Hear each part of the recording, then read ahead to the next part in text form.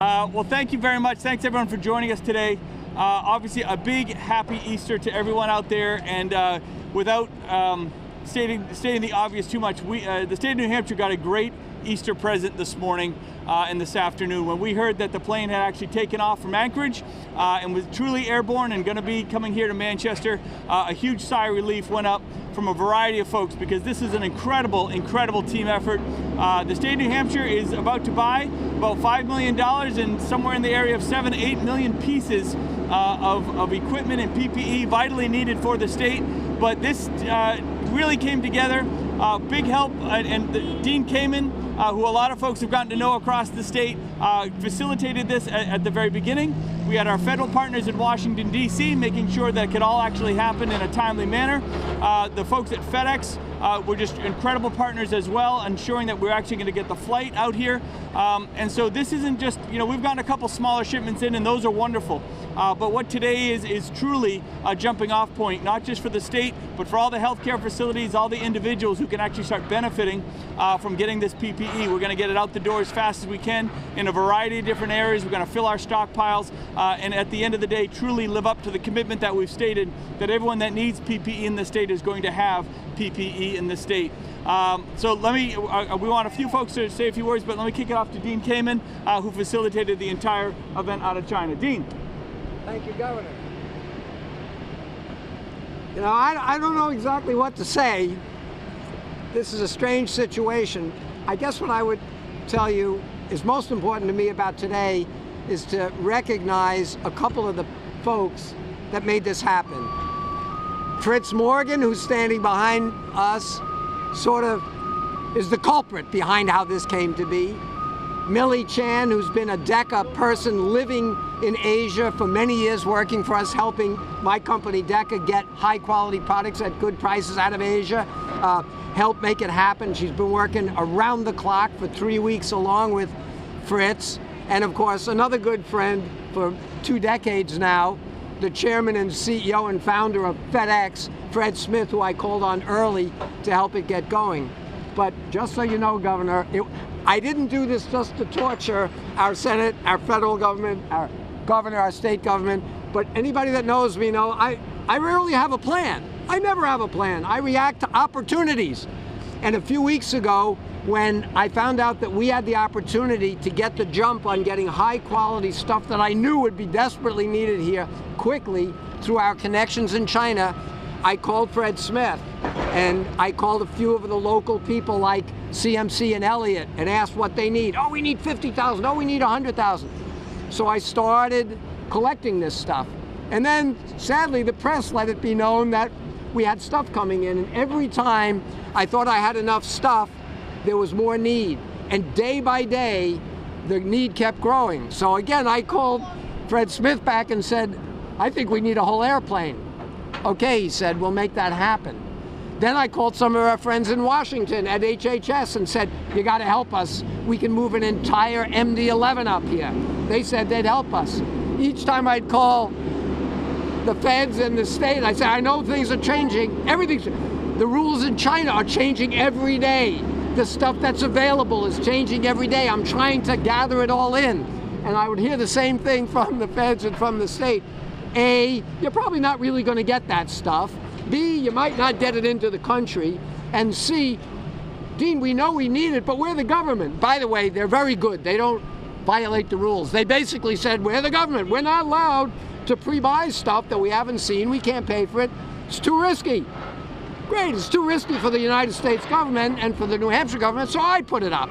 But I trust the governor, I trust our senator, and we had this long distance handshake. And over my life, I've learned if you collect the right people, like Fred Smith, like Fritz, like my team at DECA, like your governor, like your senator, you quickly learn that a small group of people that you can trust with a phone handshake, socially separated phone handshake, that was good enough for me. I decided the risk is small because I know my people in China would get high quality stuff at an incredibly low cost, especially because of the gouging going on. I knew that Fred Smith would make it happen for this state. I knew the governor would come through. I knew the senator would come through. So I just said, let's go do it. I told my finance guys, keep wiring money to a far-off place. And they did. And now you've got the largest single load of dedicated MD-11 stuff that's ever come in. I think the state is going to benefit from this. So I hate to be emotional and working all night about it, Governor, but it was all changing, you know, it was strange. So I thank you for being patient. I thank you for the support.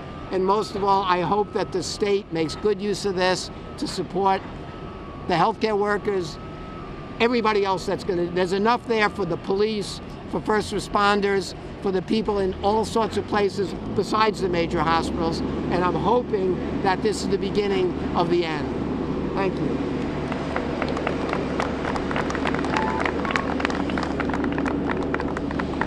I'm going to let the noise stop for a minute. Okay. I'm so pleased to be here with all of you, with the governor, with Dean Kamen, our hero today, with Commissioner Shibinette and General Michaelides, Assistant Commissioner Plummer, all of the people from the Emergency Operations Center who have helped to make this happen. You know, this is an example of what we do best in New Hampshire. The private and public sectors working together, state, local, and federal folks working together. We have Health and Human Services at the federal level to thank. We have everyone who's worked so hard in New Hampshire to thank. But most of all, we have Dean Kamen to thank. And, you know, I talked to Dean a couple of weeks ago, and he had a whole list of things that he was working on for the state that was going to help make a difference. And then he called back and he said, I have this opportunity to get all of this personal protective equipment into the state, but we may need a little help. So don't worry, Dean. I know the governor's got your back. I've got your back. Senator Hassan has your back. We will make sure that this can happen and support everything you do. And of course, thanks to his relationships, to his past work, we have an exciting day today. You know, this is the season of Easter and Passover. It's a time of hope and renewal.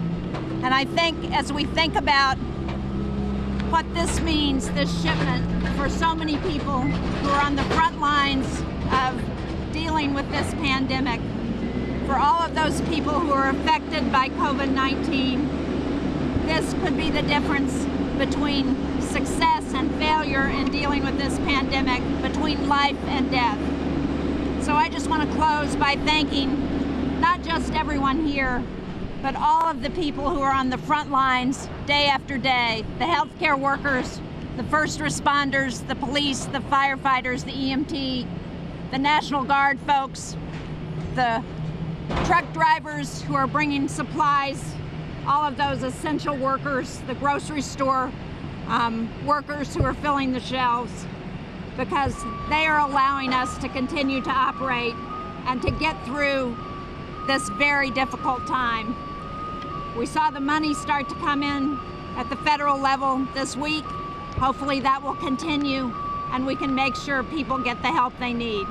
So Dean, thank you. You're our hero today.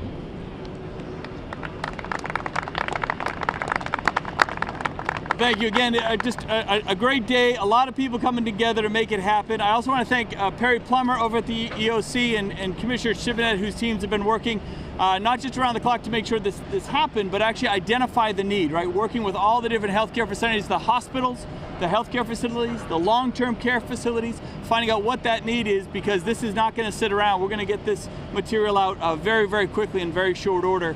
But just want to thank everyone again for coming out, making it happen on a very happy Easter Sunday for the entire state of New Hampshire.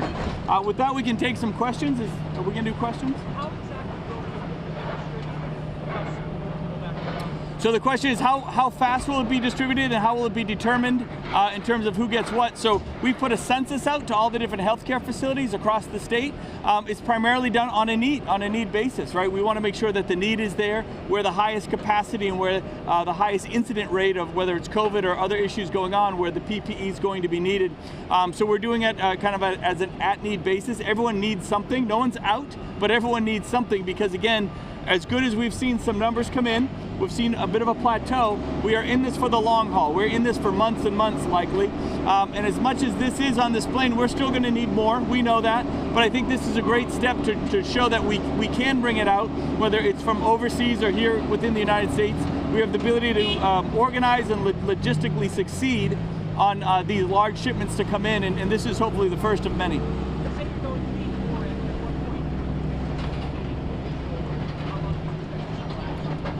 So how long do we expect it to last? It's unknown. Look at this.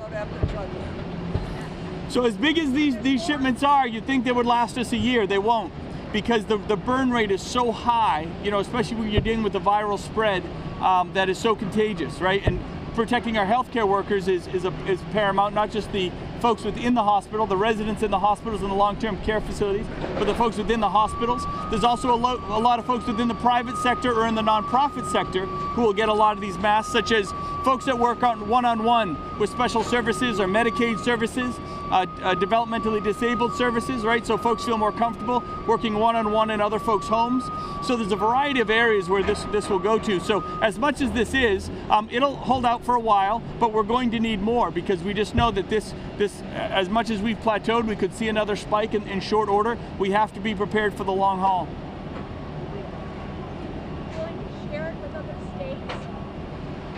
Are we going to be sharing so the question is, are we going to be sharing the PPE with other states?